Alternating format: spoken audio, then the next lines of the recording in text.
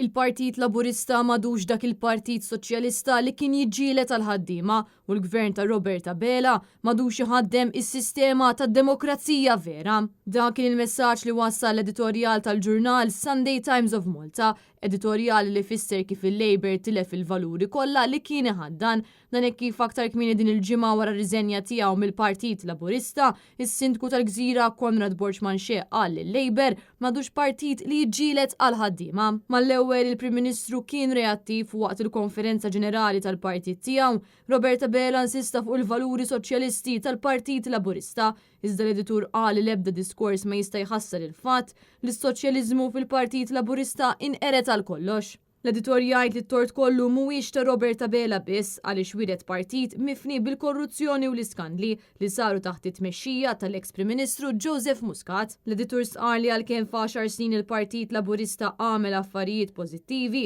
li juru valuri demokratiċi, dawn kollha sfaw fix-xejn kaġun tal-governanza ħażina, il-gideb kif ukoll numru ta' skandli li ħallew pajjiż ixxukjat. Matul dawn l-aħħar snin il-Partit Laburista qabad direzzjoni ħażina fejn tal-qalba spiċċew saru sinjuri fil-waqt li l-kumplament, inkluż dawk vulnerabbli, mhux qed ilaħqu sal-aħħar tax-xahar. Apparti minn hekk l-editorjal fakkar fil-mument meta Bela u sħabu insistew li m'hemm bżonn inkjesta pubblika brabta mal-mewt ta' Gian Paul Sofia, fil-waqt li fl-aħħar ġimgħat inkixfu wkoll il-messaġġi li waslu għal għod ta' liċenzji lil persuni li huma ta' periklu kbir fit-toroq ta' pajjiżna. L-editur jisħaq li din żgur mhix demokrazija.